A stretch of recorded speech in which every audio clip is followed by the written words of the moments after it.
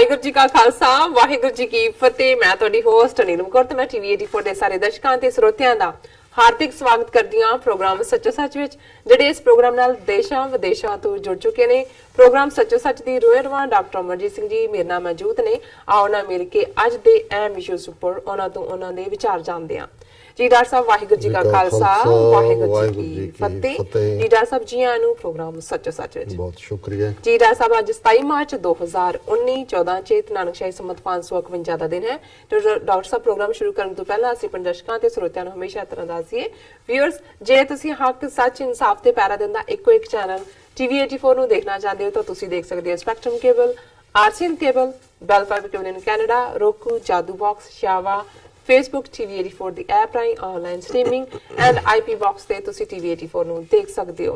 Viewers, ਜੇ ਤੁਸੀਂ TV 84 ਨਾਲ ਜਾਂ ਪ੍ਰੋਗਰਾਮ ਸੱਚੋ ਸੱਚ ਨਾਲ Facebook ਰਾਹੀਂ ਜੁੜੇ ਤਾਂ ਇਸ ਨੂੰ ਵੱਧ ਤੋਂ ਵੱਧ ਲਾਈਕ ਕਰੋ ਤੇ ਸ਼ੇਅਰ ਕਰੋ ਅਤੇ ਨਾਲ ਹੀ YouTube ਤੇ ਸਬਸਕ੍ਰਾਈਬ ਵੀ ਕਰੋ। Thank you so much. So keep watching TV 84। ਜੀ ਡਾਕਟਰ ਸਾਹਿਬ, ਅੱਜ ਕਿਹੜਾ ਅਹਿਮ ਇਸ਼ੂ ਤੁਸੀਂ ਸਾਡੇ ਦਰਸ਼ਕਾਂ ਦੀ ਕਚਹਿਰੀ ਵਿੱਚ ਲੈ ਕੇ ਹਾਜ਼ਰ ਹੋਏ ਹੋ, ਕੀ ਕਹਿਣਾ ਚਾਹੋਗੇ? ਦੇਖੋ, ਇਹ ਲਗਾਤਾਰਤਾ ਨਾਲ ਗੱਲ ਸਾਡੇ ਵੱਲੋਂ ਵੀ ਕਹੀ ਜਾ ਰਹੀ ਸੀ ਜੀ। ਬਹੁਤ ਸਾਰੇ ਸਾਊਥ ਏਸ਼ੀਆ ਐਕਸਪਰਟ ਜਿਹੜੇ ਚੋਣਾਂ ਦੇ ਉੱਤੇ, ਜਿਹੜੀਆਂ ਪਾਰਲੀਮਾਨੀ ਚੋਣਾਂ ਨੇ ਉਸ ਦੇ ਉੱਤੇ ਅੱਖ ਰੱਖ ਰਹੇ ਨੇ ਜੀ ਕਿ ਮੋਦੀ ਦਾ ਇੱਕ ਦਾ ਤਾਂ ਬੜੀ ਬੁਰੀ ਤਰ੍ਹਾਂ ਫੇਲ ਹੋਇਆ ਪੁਲਵਾਮਾ ਹਮਲੇ ਦੀ ਆੜ 'ਚ, ਬਾਲਕੋਟ ਜਿਹੜਾ ਦਾ ਹਮਲਾ ਜੀ, ਔਰ ਹੁਣ ਉਹ ਕਿਹੜਾ ਕੱਦੂ 'ਚ ਤੀਰ ਮਾਰੇਗਾ। ਬਿਲਕੁਲ। ਹਾਲਾਂਕਿ ਪਾਕਿਸਤਾਨ ਦੇ ਪ੍ਰਾਈਮ ਮਿਨਿਸਟਰ ਇਮਰਾਨ ਖਾਨ ਹੋਰਾਂ ਨੇ ਵੀ 2 ਦਿਨ ਪਹਿਲਾਂ ਕਿਹਾ ਕਿ ਵੀ ਸਾਨੂੰ ਇਸ ਗੱਲ ਦਾ ਸ਼ੱਕ ਹੈ, ਅੰਦੇਸ਼ਾ ਹੈ ਕਿ ਚੋਣਾਂ ਤੋਂ ਪਹਿਲਾਂ ਜਿਹੜਾ ਮੋਦੀ ਸਰਕਾਰ ਕੋਈ ਨਾ ਕੋਈ ਇਸ ਕਿਸਮ ਦੀ ਹਰਕਤ ਕਰ ਸਕਦੀ ਹੈ। ਬਿਲਕੁਲ। ਸੋ ਜ਼ਾਹਰ ਹੈ ਕਿ ਵੀ ਜਦੋਂ ਇੰਨੀਆਂ ਅੱਖਾਂ ਉਸ ਪਾਸੇ ਲੱਗੀਆਂ ਹੋਣ ਕਿ ਵੀ ਸ਼ਰਾਰਤ ਕਿਹੜੇ ਪਾਸਿਓਂ ਹੋਏਗੀ ਜੀ, ਤੇ ਫਿਰ ਜਿਵੇਂ ਸ਼ੈਤਾਨ ਦੀ ਜਦੋਂ ਅਸੀਂ ਗੱਲ ਕਰਦੇ ਕਿ ਵੀ ਸਾਡੇ ਮਿੱਤਰ ਸ਼ੇਖ ਸਾਹਿਬ ਅਕਸਰ ਇੱਕ ਪਰਸ਼ੀਅਨ ਸ਼ੇਅਰ ਦੁਹਰਾ ਕੇ ਇਹ ਗੱਲ ਕਹਿੰਦੇ ਸੀ ਕਿ ਵੀ ਬਹੁਤ ਵਾਰ ਅੱਲਾ ਮੀਆਂ ਵੀ ਆਪਣੇ ਦੰਦਾਂ ਥੱਲੇ ਉਂਗਲੀ ਦੇ ਲੈਂਦਾ ਹੈ ਕਿ ਸ਼ੈਤਾਨ ਨੂੰ ਰੋਜ਼ੀ ਕਿੱਥੋਂ ਮਿਲ ਰਹੀ ਜੀ, ਕਿਉਂਕਿ ਸ਼ੈਤਾਨ ਦੇ ਜਿੰਨੇ ਟੈਂਟੈਕਲ, ਜਿੰਨਾ ਕੁ ਉਹਦੇ ਸਿੰਗ ਉਗਦੇ ਨੇ, ਉਨੇ ਜਦੋਂ ਵੱਡੇ ਵੀ ਜਾਣ ਤਾਂ ਉਸ ਤੋਂ ਦੁੱਗਣੇ ਹੋਰ ਉਗ ਪੈਂਦੇ ਨੇ ਜੀ। ਔਰ ਜਿਹੜਾ ਫਿਰ ਸ਼ੈਤਾਨ ਦਾ ਬੱਚਾ ਹੈ ਉਹਦੇ ਲਈ ਪੰਜਾਬੀ ਦਾ ਬੜਾ ਖੂਬਸੂਰਤ ਸ਼ਬਦ ਸ਼ਤੂੰਗੜਾ ਹੈ।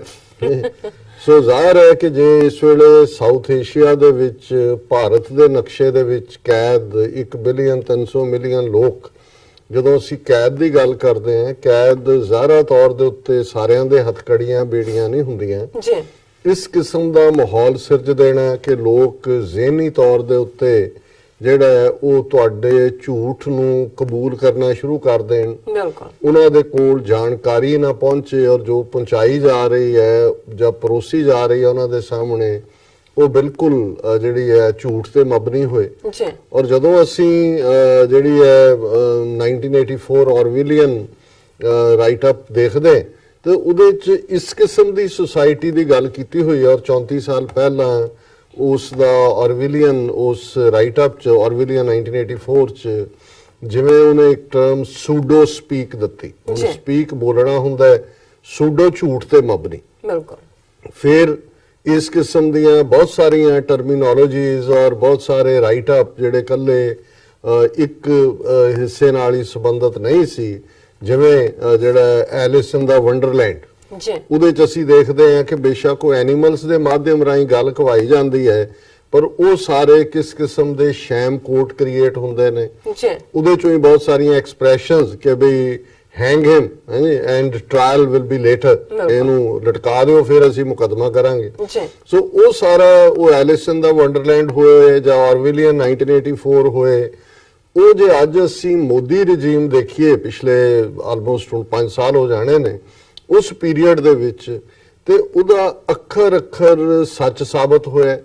ਔਰ ਸੱਚਮੁੱਚ ਸ਼ੈਤਾਨ ਦੇ ਇਸ ਤੁੰਗੜੇ ਨੇ ਜਿਹਨੇ ਝੂਠ ਤੋਂ ਬਿਨਾਂ ਬੋਲਿਆ ਹੀ ਕੁਛ ਨਹੀਂ, ਪਰ ਕਿਵੇਂ ਇਸ ਝੂਠੇ ਬੰਦੇ ਨੇ ਜਿਹੜੇ ਆਪਣਾ ਜਿਸ ਲਿਹਾਜ਼ ਦੇ ਨਾਲ ਜ਼ਿੰਦਗੀ ਸ਼ੁਰੂ ਕੀਤੀ, ਜਦੋਂ ਇਹਨੇ ਆਪਣੇ ਆਪ ਨੂੰ ਚਾਹ ਵਾਲਾ ਵੀ ਕਿਹਾ, ਸੋ ਜ਼ਾਹਰ ਹੈ ਕਿ ਵੀ ਉਹਨੇ ਕਿਹਾ ਜੀ ਫਲਾਣੇ ਸਟੇਸ਼ਨ ਦੇ ਉੱਤੇ ਮੇਰੇ ਪਿਓ ਦੀ ਦੁਕਾਨ ਸੀ ਤੇ ਮੈਂ ਸਕੂਲੋਂ ਆ ਕੇ ਦੌੜ ਕੇ ਜਿਹੜਾ ਉਹ ਚਾਹ ਦੀ ਦੁਕਾਨ ਤੇ ਕੱਪ ਜਿਹੜਾ ਉਹ ਧੋਂਦਾ ਸੀ ਔਰ ਕਰਦਾ ਸੀ। ਜੀ ਔਰ ਜਿਹੜੇ ਥੋੜੇ ਰਿਸਰਚਰ ਹੁੰਦੇ ਨੇ ਉਹਨੇ ਦੇਖਿਆ ਜਿਸ ਸਟੇਸ਼ਨ ਦੀ ਗੱਲ ਕਰਦਾ ਤੇ ਜਿਸ ਸਾਲ ਦੀ, ਉਦੋਂ ਉੱਥੇ ਸਟੇਸ਼ਨ ਹੈ ਹੀ ਨਹੀਂ ਸੀ, ਉਹ ਤੋਂ 20 ਸਾਲ ਬਾਅਦ 15 ਸਾਲ ਬਾਅਦ ਸਟੇਸ਼ਨ ਬਣੇ। ਜੀ ਸੋ ਝੂਠ ਦੀ ਸ਼ੁਰੂਆਤ ਤੁਸੀਂ ਦੇਖਦੇ ਹੋ ਵੀ ਕਿਸ ਅੰਦਾਜ਼ ਦੇ ਵਿੱਚ ਔਰ ਕਿਵੇਂ ਇਹ ਡਿਸਗਾਈਜ਼ ਕਰਦਾ ਹੈ, ਜੀ ਕਿਵੇਂ ਇਸ ਨੇ। ਔਰ ਮੈਂ ਪਿਛਲੇ ਦਿਨਾਂ 'ਚ ਇੱਕ ਹੋਰ ਇਹਦੀ ਡੀਟੇਲਡ ਲਾਈਫ ਰਿਪੋਰਟ ਦੇਖ ਰਿਹਾ ਸੀ ਕਿ 2002 ਦੇ ਵਿੱਚ ਜਿਹੜਾ ਹਜ਼ਾਰਾਂ ਮੁਸਲਮਾਨਾਂ ਦਾ ਕਤਲੇਆਮ ਗੁਜਰਾਤ 'ਚ ਹੋਇਆ, ਉਸ ਤੋਂ 5 ਮਹੀਨੇ ਪਹਿਲਾਂ ਹੀ ਉਹਨੂੰ ਚੀਫ ਮਿਨਿਸਟਰ ਬਣਾਇਆ ਗਿਆ ਸੀ ਕਿ ਵਾਜਪਾਈ ਨੇ ਪ੍ਰਚਾਰਕ ਸੀ ਆਰਐਸਐਸ ਦਾ। ਔਰ ਇਹਦੀ ਇੱਕ ਫੋਟੋ ਜਿਹੜੀ ਉਸ ਪੀਰੀਅਡ 'ਚ ਵੀ ਬਾਅਦ 'ਚ ਸਰਕੂਲੇਟ ਕਰਦੀ ਰਹੀ ਕਿ ਕਿਵੇਂ ਐਮਰਜੈਂਸੀ ਦੇ ਵੇਲੇ ਜਦੋਂ ਕਿ ਬੀਜੇਪੀ ਦੇ ਦੂਸਰੇ ਲੀਡਰ ਮਾਫੀ ਮੰਗ ਕੇ ਜੇਲ੍ਹ 'ਚ ਚਲੇ ਗਏ, ਇਹ ਵੀ ਮੋਦੀ ਵੀ ਔਰ ਸੁਬਰਾਮਨੀਅਮ ਸਵਾਮੀ ਵੀ ਜਿਹੜਾ ਵੱਡਾ ਆਈਡੀਅਲੋਗ ਬਣਿਆ ਹੋਇਆ ਹੈ, ਜੀ ਸਿੱਖ ਦੇ ਭੇਖ ਦੇ ਵਿੱਚ ਪੂਰਾ ਨਰਿੰਦਰ ਮੋਦੀ ਦੀ ਫੋਟੋ ਹੈ, ਪੱਗ ਬੰਨੀ ਹੋਈ, ਦਾੜੀ ਪੁੱਠੀ ਚੜਾਈ ਹੋਈ ਹੈ, ਜਿਹੜਾ ਇਹ ਆਪਣੇ ਆਪ ਨੂੰ 18-19 ਮਹੀਨੇ ਇਹਨਾਂ ਨੇ ਸੇਵ ਕਰ। ਸੋ ਜਿਨ੍ਹਾਂ ਲੋਕਾਂ ਨੂੰ ਡਿਸਗਾਈਜ਼ ਕਰਨਾ ਆ ਜਾਂਦਾ। ਔਰ ਮੈਨੂੰ ਯਾਦ ਹੈ ਸੁਬਰਾਮਨੀਅਮ ਸਵਾਮੀ ਜਦੋਂ ਪਹਿਲੀ ਵਾਰ ਮਿਲਣ ਆਇਆ ਸੰਤ ਪਿੰਡਾਂ ਵਾਲਿਆਂ ਨੂੰ, ਔਰ ਉੱਥੇ ਉਹਨੇ ਕਿਹਾ ਜੀ जब एमरजेंसी थी, टुट्टी जी हिंदी बोलता है क्योंकि तमिलनाडु का अंग्रेजी और तमिल बहुत फास्ट बोलता है। और हालांकि आउटस्पोकन जो है सुब्रमण्यम स्वामी, जिवें 2 दिन पहला एक तमिल चैनल उन्होंने इंटरव्यू कर रहे सी और उहदे च उन्होंने कहा कि जी मोदी ने कहा कि भी मैं चौकीदार हाँ और सारे चौकीदार बन गए। तो उन्होंने पूछा, कहता भी नहीं मैं चौकीदार नहीं हूँ, मैं ब्राह्मण हूँ, मैं ब्राह्मण हूँ। तो फिर उन्हें 1 मिनट रोक के फिर तमिल च किया कि ब्राह्मण हुक्म देता है और चौकीदार उसको मानता है। सो जाहिर है कि भी जेड़ा विधन भी इन्हां दे चल रहा है, एक पासे झूठ किस अंदाज च, इस बार कोई विकास की गल नहीं हो रही। अगे तो सी जी सबका साथ सबका विकास, लेकिन सुब्रमण्यम स्वामी ने जिहड़ी जिन्हों कहंदे ने कि भी जेड़ा हाइंडसाइट च की चल रहा है, उन्हें क्लीयरली किया भी ये सिस्टम ब्राह्मणों का होएगा। मैं ब्राह्मण है, मैं उस सिस्टम च यकीन रखदा और ब्राह्मण हुक्म देगा चौकीदार मन्ने कि अल्टीमेटली जिहड़ी इत्थे व्यवस्था होनी है जां जिहड़ा पोलिटिकल सैटअप होना है वो ब्राह्मण दे हुक्म थल्ले होना है। सो जाहिर है जदों आरएसएस दे ब्राह्मण प्रेजिडेंट जिहड़े ने वो मनु स्मृति नूं ही देश दा संविधान बनाउणा चाहुंदे ने ते सुब्रमण्यम स्वामी वो ट्रूथ बोल रहे। और जी मैं संत पिंडा वालियां दे हवाले नाल क्या मिलण आया, वो थोड़ा जिहा एडवेंचरिस्ट भी है, उन्होंने खबरां 'च रहण दा शौक भी है, अनपॉपुलर गल्लां भी कर दिंदा है, उन्होंने रहिंदा भी फोकस मेरे ते रहे। तो संतां ने कहा जी जब एमरजेंसी थी तो मैं भी सिख था, सिख के भेस में ही मैं इतनी देर रहा। तो संतां दा जिहड़ा स्टाइल सी, संत कहते भी कई बार गिद्दड़ जिहड़ा है वो भी शेर दी खल पा के आ जांदा है, पर अल्टीमेटली जो ही जिहड़ा वो गिद्दड़ ही रहिंदा है। सो सिख बनन दे लई सिख बनना पैंदा है, अदरवाइज तां गिद्दड़ दे शेर दी खल पाण वांगू तूं सिख दा रूप नहीं खल पाई होई सी उत्तों। सो शर्मिंदा जिहा होया। लेकिन जिहड़ा पार्ट मैं समझदा है भी मोदी ने इहदे बावजूद कि टोटली अनपढ़ है, क्योंकि जदों इहने कीता जी कि मैं BA फलानी थां तो ਜਿਹੜੀ ਹੈ ਉਹ ਕੋਰਸਪੋਂਡੈਂਸ ਕੋਰਸ ਰਾਹੀਂ ਕੀਤੀ ਤੇ MA ਮੈਂ ਪੋਲੀਟੀਕਲ ਸਾਇੰਸ ਜਿਹੜੀ ਹੈ UP ਦੀ ਕਿ ਗੁਜਰਾਤ ਦੀ ਫਲਾਂ ਯੂਨੀਵਰਸਿਟੀ ਤੋਂ ਕੀਤੀ। ਤੇ ਉਸੇ ਯੂਨੀਵਰਸਿਟੀ ਦੇ ਪ੍ਰੋਫੈਸਰ ਨੇ ਬਾਅਦ ਜਦੋਂ ਥੋੜਾ ਬਹੁਤ ਉਹਨੂੰ ਰਿਸਰਚ ਕੀਤਾ, ਉਹਨੇ ਕਿਹਾ ਵੀ ਜਿਹੜੀ ਇਹਨੇ ਸਬਜੈਕਟ ਲਿਖੇ ਨੇ ਵੀ ਇਹਨੇ MA ਕੀਤੀ ਹੈ, ਇਹ ਸਬਜੈਕਟ ਉੱਤੇ ਹੈ ਹੀ ਨਹੀਂ ਯੂਨੀਵਰਸਿਟੀ ਕਿ ਜਿਨ੍ਹਾਂ ਦੇ ਪੋਲੀਟੀਕਲ ਸਾਇੰਸ ਦੀ ਗੱਲ ਕਰ ਰਿਹਾ, ਜਿਹੜੇ ਉਹਨੇ ਆਪਣਾ ਦਿੱਤਾ ਉਸ ਦੇ ਵਿੱਚ ਕਿ ਪੋਲੀਟੀਕਲ ਸਾਇੰਸ ਤੋਂ ਇਲਾਵਾ ਹੋਰ ਕੀ ਸਬਜੈਕਟ ਸੀ। ਸੋ ਜ਼ਾਹਿਰ ਹੈ ਵੀ ਝੂਠ ਦੇ ਉੱਤੇ ਝੂਠ ਕਿਵੇਂ 2002 ਚ ਇੰਨਾ ਵੱਡਾ ਕਤਲੇਆਮ ਮੁਸਲਮਾਨਾਂ ਦਾ ਕਰਨ ਤੋਂ ਬਾਅਦ ਵੀ ਜਿਹਦੇ ਜਦੋਂ ਕਿ ਆਲਮੋਸਟ ਜਿਹੜੀ ਹੈ 12 ਸਾਲ ਇਹਦੇ ਬਾਹਰ ਆਣ ਤੇ ਅਮਰੀਕਾ ਕੈਨੇਡਾ ਇੰਗਲੈਂਡ ਇਹਨੂੰ ਵੀਜ਼ਾ ਡਿਨਾਈ ਕੀਤਾ ਗਿਆ, ਕਿਵੇਂ ਉਸ ਝੂਠ ਨੂੰ ਵੇਚ। ਔਰ ਈਵਨ ਇਹ ਮਾਡਲ ਗੁਜਰਾਤ ਦਾ ਵਿਕਾਸ ਮਾਡਲ ਔਰ ਹੁਣ ਉਹ ਹਕੀਕਤ ਬਾਅਦ ਸਾਹਮਣੇ ਆ ਰਹੀ ਹੈ ਕਿ ਵੀ ਈਵਨ ਜਦੋਂ ਬਿਫੋਰ ਵੀ ਮੋਦੀ ਦੇ ਟੇਕ ਓਵਰ ਕਰਨ ਤੇ ਗੁਜਰਾਤ, क्योंकि गांधी दी स्टेट सी, बाणिया दी स्टेट है, ऑलरेडी इन्वेस्टमेंट फैक्ट्रियां दूजे तीजे वो पहला तो ही सी। गुजरात पहला तो ही बाकी स्टेटां दे मुकाबले एक विकसित स्टेट सी और एक जिहड़ा है वो जिहड़ी है डेवलप्ड स्टेट सी। लेकिन इहदे पीरियड च जिहड़े दावे कीते गए कि जी फलाना विकास हो गया तो फलाना, वो भी उन्हें परोसिया ही है। क्योंकि एक गल लई उन्होंने जरूर क्रैडिट देना बनता, जदों हुण ओबामा भी गया ਜੀ। ਕਿਵੇਂ ਟੇਲਰਡ ਸੂਟ ਪਾ ਕੇ ਐਨਐਮ ਨਰਿੰਦਰ ਮੋਦੀ ਉੱਤੋਂ ਥੱਲੇ ਤੱਕ ਲਿਖਿਆ ਸੀ, ਪਤਾ ਨਹੀਂ ਕਿੰਨੇ lakh dollar the suit C. My God। ਸੋ ਉਹਨੇ ਕਿਵੇਂ ਡਰੈਸ ਅਪ ਹੋਣਾ ਹੈ, ਕਿਵੇਂ ਇੱਕ ਪਾਸੇ ਮੇਕ ਇਨ ਇੰਡੀਆ, ਉਹਨੇ ਐਨਕ ਕਿਹੜੇ ਬ੍ਰਾਂਡ ਦੀ ਹੈ, ਹੱਥ 'ਚ ਲੈਪਟਾਪ ਕਿਹੜਾ ਹੈ, ਔਰ ਉਹਨੂੰ ਜਿਹੜਾ ਆਈਪੈਡ ਦੇ ਉੱਤੇ ਉਹਨੇ ਕਿਵੇਂ ਆਪਣਾ ਕਰਨਾ ਹੈ, ਜੀ। ਇਸ ਸਾਰੇ ਨੂੰ। ਔਰ ਜਿਹੜਾ ਵੀ ਇਮੇਜ ਉਸ ਦਾ ਬਣਿਆ ਹੈ, ਇਹ ਹੈ ਨਹੀਂ ਬਣਾਇਆ ਗਿਆ। ਇਸ ਗੱਲ ਦਾ ਧਿਆਨ ਰਹੇ ਜੀ। ਕਿ ਇਹ ਜਿਹੜਾ ਇਸ ਫੀਲਡ ਦਾ ਉਹ ਮਾਰ ਰਿਹਾ ਹੈ, 2014 ਦੀਆਂ ਚੋਣਾਂ ਤੋਂ ਪਹਿਲਾਂ ਵੀ ਜਿਸ ਅੰਦਾਜ਼ ਦੇ ਵਿੱਚ ਇਹਨੇ ਆਪਣੇ ਸਾਰੇ ਯਾਰ, ਕੋਈ ਅਡਾਨੀ ਤੇ ਕੋਈ ਅੰਬਾਨੀ ਤੇ ਕੋਈ ਜੇਠ ਮਲਾਨੀ ਤੇ ਕੋਈ ਹੋਰ ਖਸਮਾਨੀ, ਜੀ। ਉਹ ਸਾਰੇ ਜਿਹੜੇ ਨੇ ਉਹਨਾਂ ਦਾ ਪੈਸਾ ਔਰ ਉਹਦੇ ਥੱਲੇ ਉਹ ਇਮੇਜ ਬਿਲਡ ਕੀਤਾ, ਉਹਨੂੰ ਇਵੇਂ ਲਾਰਜਰ ਦੈਨ ਲਾਈਫ ਪ੍ਰੈਜ਼ੈਂਟ ਕੀਤਾ ਕਿ ਵੀ ਜੇ ਕੋਈ ਸਾਲਵੇਸ਼ਨ ਹੈ ਮੁਲਕ ਦੇ ਲੋਕਾਂ ਦੀ ਤੇ ਇਸ ਬੰਦੇ 'ਚ ਹੈ। ਔਰ ਉਹ ਵਿਕਿਆ, ਉਹਦੇ 'ਚ ਕੋਈ ਸ਼ੱਕ ਨਹੀਂ ਹੈ ਕਿ ਪਹਿਲੀ ਵਾਰ ਸ਼ਾਇਦ ਪੋਸਟ 47 ਪੀਰੀਅਡ 'ਚ ਐਸਾ ਹੋਇਆ। ਅਦਰਵਾਈਜ਼ ਭਾਰਤ ਦੇ ਵਿੱਚ ਜਦੋਂ ਵੀ ਚੋਣਾਂ ਹੁੰਦੀਆਂ ਨੇ ਉਹਦੇ 'ਚ ਜਿਹੜਾ ਕੰਬੀਨੇਸ਼ਨ ਹੁੰਦਾ ਉਹ ਕਾਸਟ, ਏਰੀਆ, ਕੌਣ ਬਾਹਰਲਾ ਹੈ ਕੌਣ ਅੰਦਰਲਾ ਹੈ। ਹਾਂ, ਇੱਕ ਵਾਰ ਇਸ ਵੇਵ ਦੇ ਉੱਤੇ ਰਾਜੀਵ ਗਾਂਧੀ ਨੇ ਇਲੈਕਸ਼ਨ ਜਿੱਤੀ 1984 ਅਖੀਰ 'ਚ। ਉਦੋਂ ਸਿੱਖਾਂ ਦੇ ਖਿਲਾਫ ਇੰਨੀ ਕੁ ਨਫ਼ਰਤ ਫੈਲਾਈ ਗਈ ਕਿ ਇੱਕ ਸਿਰੇ ਤੋਂ ਦੂਸਰੇ ਸਿਰੇ ਤੱਕ ਜਿਹੜੀ ਹਮਦਰਦੀ ਵੇਵ, ਸਿੰਪਥੀ ਵੇਵ ਖੜੀ ਕੀਤੀ ਗਈ ਇੰਦਰਾ ਗਾਂਧੀ ਨੂੰ ਦੁਰਗਾ ਮਾਤਾ ਬਣਾ ਕੇ। ਉਹਦਾ ਨਤੀਜਾ ਸੀ ਕਿ 3/4 ਸੀਟਾਂ ਜਿਹੜੀਆਂ ਨੇ ਉਹ ਰਾਜੀਵ ਗਾਂਧੀ ਨੇ ਜਿੱਤੀਆਂ, ਜਦੋਂ ਕਿ ਉਹ ਪਹਿਲਾਂ ਕਦੇ ਵੀ ਨਾ ਸਿਆਸਤ ਦੇ ਵਿੱਚ ਆਇਆ ਸੀ, ਇੱਕ ਪਾਇਲਟ ਜਹਾਜ਼ ਉਡਾਉਣ ਵਾਲਾ, ਔਰ ਉਹਦਾ ਕੋਈ ਤਜਰਬਾ ਨਹੀਂ ਸੀ। ਲੇਕਿਨ ਔਰ ਦੂਸਰੀ ਵਾਰ 2014 ਚ ਹੋਇਆ ਕਿ ਯੂਪੀ, ਬਿਹਾਰ ਵਰਗੀਆਂ ਸਟੇਟਾਂ 'ਚ ਵੀ ਜਿੱਥੇ ਜਿਹੜਾ ਕਾਸਟ ਸਿਸਟਮ ਦਾ ਬੜਾ ਡੂੰਘਾ ਇੰਪੈਕਟ ਹੈ, ਉਸ ਨੂੰ ਓਵਰਕਮ ਕਰਕੇ ਮੋਦੀ ਵੇਵ ਜਿਹਨੂੰ ਚਲਾਈ ਗਈ। ਸਿਰਫ ਜੇ ਮੋਦੀ ਦਾ ਰੱਥ ਰੋਕਿਆ ਤਾਂ ਪੰਜਾਬ ਦੇ ਲੋਕਾਂ ਨੇ ਰੋਕਿਆ। ਔਰ ਜ਼ਾਹਰ ਹੈ ਅਸੀਂ ਸਜ਼ਾ ਵੀ ਪਾ ਰਹੇ ਹਾਂ ਪਿਛਲੇ 5 ਸਾਲ ਤੋਂ, ਕਿਵੇਂ ਪੰਜਾਬ ਦੀ ਕਿਸਾਨੀ ਨੂੰ ਰੋਲਿਆ ਗਿਆ, ਕਿਵੇਂ ਪੰਜਾਬ 'ਚ ਕੋਈ ਇੰਡਸਟਰੀਅਲ ਪ੍ਰੋਜੈਕਟ ਨਹੀਂ ਹੈ, ਕੋਈ ਵੀ ਪੰਜਾਬ ਦੀ ਇਕਨੋਮੀ ਦਾ ਵੀ ਔਰ ਲਾਈਫ ਵੀ ਬਹੁਤ ਥੱਲੇ ਚਲੀ ਗਈ। ਲੇਕਿਨ ਜਿਹੜੀ ਗੱਲ ਵੱਲ ਮੈਂ ਆ ਰਿਹਾ ਕਿ ਮੋਦੀ ਨੂੰ ਇਸ ਗੱਲ ਦੇ ਲਈ ਕ੍ਰੈਡਿਟ ਦੇਣਾ ਬਣਦਾ ਹੈ ਕਿ ਉਹ ਵੱਡਾ ਝੂਠ ਬੋਲਦਾ ਹੈ, ਫਿਰ ਉਸ ਝੂਠ ਦੇ ਉੱਤੇ ਜਿੰਨੀ ਕੌਨਫੀਡੈਂਸ ਦੇ ਨਾਲ ਉਹ ਖਲੋਂਦਾ ਹੈ ਔਰ ਜਿਸ ਕਿਸਮ ਦੀ ਉਹ ਫਿਰ ਜੁਮਲੇਬਾਜ਼ੀ ਕਰਦਾ ਹੈ। ਔਰ ਇੱਕ ਪਾਸੇ ਬਿਲਕੁਲ ਸਾਹਮਣੇ ਆ ਰਿਹਾ ਸੀ ਕਿ ਵੀ ਕਿਵੇਂ ਬਾਲਾਕੋਟ ਦੇ ਵਿੱਚ ਕੁਝ ਦਰਖਤ ਤੇ ਇੱਕ ਕਾਂ ਮਾਰ ਕੇ ਆ ਗਏ ਔਰ ਕੋਈ ਨਹੀਂ। ਔਰ ਉਹ ਉਸ ਦਿਨ ਜਿਹੜਾ ਉਸ ਰਾਜਸਥਾਨ ਦੇ ਇੱਕ ਹਲਕੇ 'ਚ ਖਲੋ ਕੇ ਕਹਿ ਰਿਹਾ ਸੀ ਕਿ ਆਪਕਾ ਚੌकीदार मैं सिर्फ बदला ही नहीं लेता, मैं कोई पताल में चला जाए वहां भी दुश्मन को पकड़ के लाऊंगा। ਹਾਲਾਂਕਿ ਜ਼ਾਹਰ ਸੀ ਦੁਨੀਆ ਭਰ ਦੇ ਵਿੱਚ ਮੀਡੀਆ ਸੈਟੇਲਾਈਟ ਇਮੇਜ ਦੱਸ ਰਹੇ ਸੀ, ਲੇਕਿਨ ਉਹ ਦਾਅਵਾ ਕਰ ਰਿਹਾ ਸੀ ਕਿ ਜੀ ਉਹਨਾਂ ਨੇ ਜੈਸ਼ੇ ਮੁਹੰਮਦ ਦੇ ਜਿਹੜੇ ਨੇ ਉਹ ਉਡਾ ਦਿੱਤੇ। ਸੋ ਜਦੋਂ ਕੋਈ ਇਸ ਹੱਦ ਤੱਕ ਜਿਹੜੀ ਸਾਡੀ ਪੰਜਾਬੀ ਦੀ ਐਕਸਪ੍ਰੈਸ਼ਨ ਜਾਂ ਅਖਾਣ ਹੈ ਕਿ ਮਰ ਗਏ ਤੇ ਮੁੱਕਰ ਗਏ ਦਾ ਕੀ ਹੈ, ਸੋ ਜ਼ਾਹਰ ਹੈ ਕਿ ਮਰਨ ਜਿਹੜਾ ਮਰ ਜਾਂਦਾ ਸੀ ਉਹਦਾ ਬਈ ਖਾਤਾ ਤਾਂ ਰਹਿੰਦਾ ਹੀ ਨਹੀਂ ਸੀ, ਉਹਦੇ ਤੋਂ ਤੁਸੀਂ ਕਬਰ 'ਚੋਂ ਜਾ ਕੇ ਕਿੱਥੋਂ ਲੈ ਲਓਗੇ।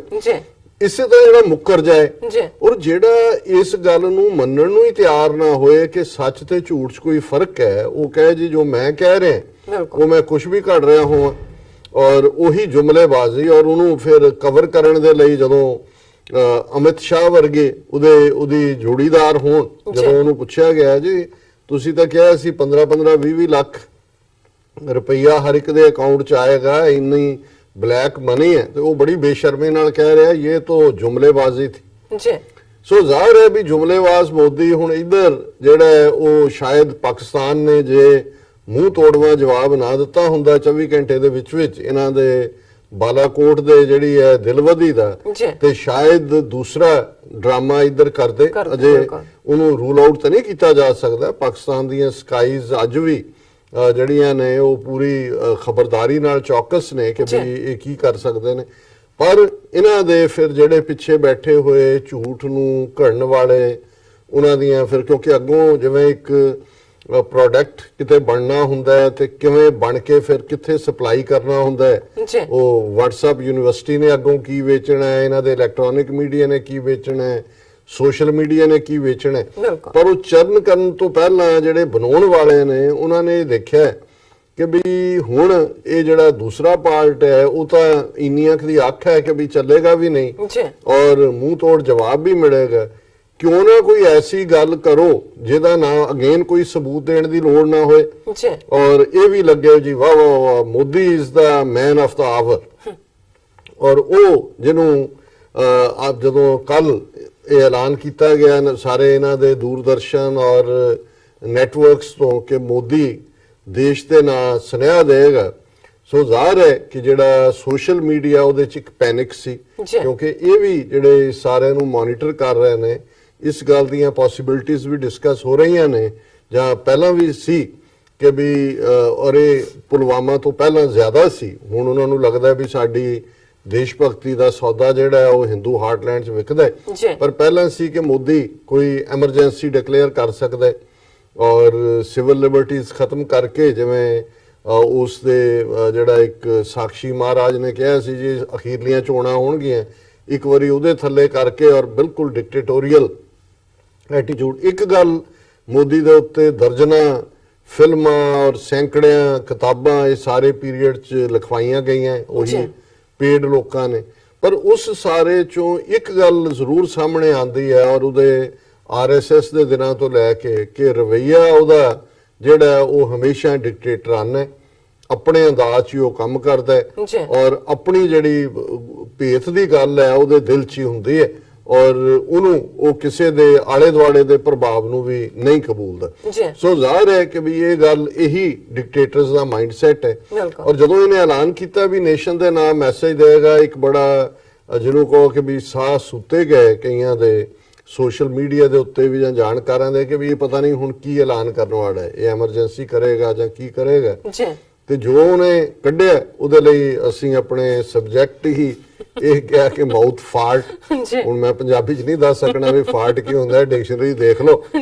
ਤੇ ਬੈਲੋਨੀ ਇਹ ਅਮਰੀਕਨ ਸਲੈਂਗ ਹੈ ਕਿ ਵੀ ਈਡਾ ਝੂਠ ਔਰ ਉਹਨੇ ਜਿਹੜਾ ਨੇਸ਼ਨ ਦਾ ਨਾਂ ਐਡਰੈਸ ਕਰਦੇ ਆ ਜਿਹੜਾ ਉਹਨੇ ਕਿਹਾ ਜੀ ਅਸੀਂ ਜਿਹੜਾ ਹੁਣ ਦੁਨੀਆ ਦੀ ਚੌਥੀ ਸਪੇਸ ਸੁਪਰ ਪਾਵਰ ਬਣ ਗਏ ਔਰ ਉਹ ਸਪੇਸ ਸੁਪਰ ਪਾਵਰ ਕੀ ਹੈ ਕਿ ਅਸੀਂ ਧਰਤੀ ਦੇ ਉੱਤੇ ਜਿਹੜਾ 300 ਕਿਲੋਮੀਟਰ ਦੀ ਹਾਈਟ ਦੇ ਉੱਤੇ ਜਿਹੜੀ ਸੈਟੇਲਾਈਟ ਪਹਿਲਾਂ ਜਨਵਰੀ ਚ ਦਾਗੀ ਸੀ ਅਸੀਂ ਆਪਣੀ ਟੈਕਨੋਲੋਜੀ ਦੇ ਨਾਲ ਜਿਹੜਾ ਜ਼ਾਹਰ ਹੈ ਇਸਰੋ ਜਿਹੜੀ ਕਿ ਇਹਨਾਂ ਦੀ Indian space and research programme ਹੈ ਉਹਦੇ ਰਾਹੀਂ ਅਸੀਂ ਉਸ ਨੂੰ ਮਾਰ ਗਿਰਾਇਆ ਔਰ ਇਸ ਦੇ ਨਾਲ ਹੁਣ ਅਸੀਂ ਚੌਥੀ ਜਿਹੜੀ ਹੈ ਸਪੇਸ ਸੁਪਰ ਪਾਵਰ ਬਣ ਗਏ।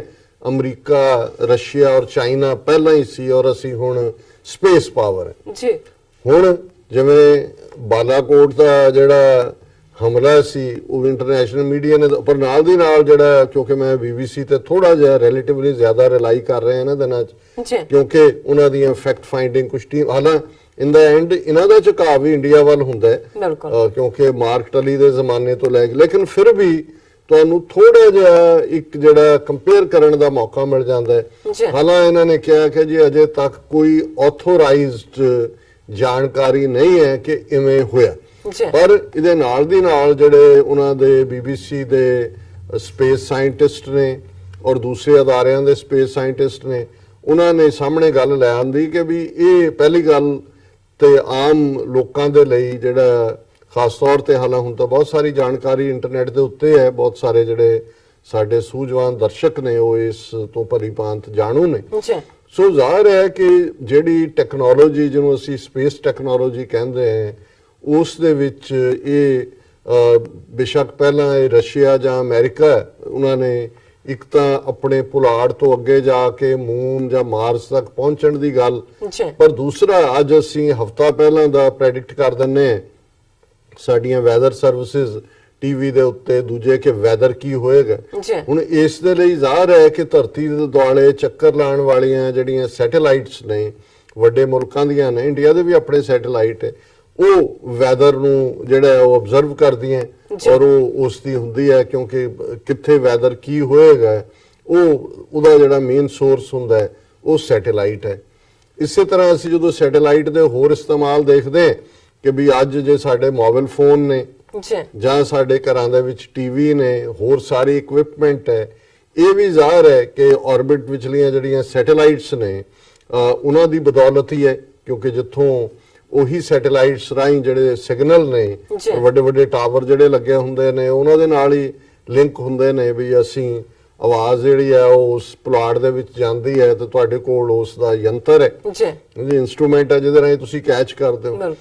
ਹੁਣ ਜੇ ਉਸੇ ਹੀ ਸੈਟੇਲਾਈਟ 'ਚ, ਹਾਲਾਂਕਿ ਮੈਂ ਜਿਵੇਂ ਇੱਕ ਸਧਾਰਨ ਜਾਣਕਾਰੀ ਦੇ ਤੌਰ ਤੇ ਇਹ ਗੱਲ ਜ਼ਰੂਰ ਕਹਿਣਾ ਚਾਹੁੰਦਾ ਕਿ ਵੀ ਇਹ ਜਿਹੜਾ ਉਹਨਾਂ ਦੀ ਜਿਹਨੂੰ ਇਹਨਾਂ ਨੇ ਮਾਈਕਰੋਸੈਟ ਆਰ ਨੂੰ ਲੋਅਰ ਅਰਥ ਆਰਬਿਟ ਦੇ ਵਿੱਚ ਲਾਂਚ ਕੀਤਾ ਸੀ 24 ਜਨਵਰੀ ਨੂੰ, ਔਰ ਉਹਨਾਂ ਨੇ ਕਿਹਾ ਜੀ ਅਸੀਂ ਸ਼ੂਟ ਡਾਊਨ ਕੀਤਾ, ਔਰ ਮੈਂ ਇਹਦੇ ਜਿਹੜੀ ਥੋੜੀ ਜਿਹੀ ਜਾਣਕਾਰੀ ਸੀ ਕਿ ਵੀ ਇਹ ਜਿਹੜਾ ਦੋ ਤਰ੍ਹਾਂ ਦੇ ਜਿਹੜਾ ਚੀਨ ਨੇ ਵੀ ਪਹਿਲਾਂ ਉਹਨਾਂ ਦੇ ਕੋਲ ਚੀਨ ਦਾ ਆਪਣਾ ਸੈਟੇਲਾਈਟ ਹੈ, ਜਦੋਂ ਚਾਈਨਾ ਨੇ ਇਸ ਕਿਸਮ ਦਾ ਇਹਨਾਂ ਹੀ ਜਿਹੜੇ ਆਲਰੇਡੀ ਚੱਲ ਰਹੇ ਹੁੰਦੇ ਨੇ ਇਹਨਾਂ ਦੇ ਸੈਟੇਲਾਈਟਸ, ਇਹਨਾਂ ਜਿੱਥੇ ਤੁਹਾਨੂੰ ਵੈਦਰ ਦਾ ਜਾਂ ਦੂਜਾ ਉਹਦੇ ਚ ਦੋ ਤਿੰਨ ਟਾਈਪਸ ਅਰਥ ਦੇ ਕਿ ਇੱਕ ਉਹ ਨੇ ਸੈਟੇਲਾਈਟ ਜਿਹੜੇ 24 ਘੰਟੇ ਚ ਅਰਥ ਦੇ ਦੁਆਲੇ ਘੁੰਮਦੇ ਨੇ, ਇੱਕ 24 ਘੰਟੇ ਚ 2 ਵਾਰ ਘੁੰਮਦੇ ਨੇ, ਇੱਕ 3 ਵਾਰ ਘੁੰਮਦੇ ਨੇ, ਤੇ ਉਹਨਾਂ ਦੇ ਵਿੱਚ ਜੇ ਤੁਸੀਂ ਜਸੂਸੀ ਦਾ ਇਕਵਿਪਮੈਂਟ ਵੀ ਲਾ ਦਿਓ, ਜੇ ਤੁਹਾਡਾ ਖਾਸ ਤੌਰ ਤੇ ਜਿੱਥੇ ਕੋਈ ਨਿਊਕਲੀਅਰ ਪਲਾਂਟ ਹੈ, ਕੋਈ ਹੋਰ ਹੈ,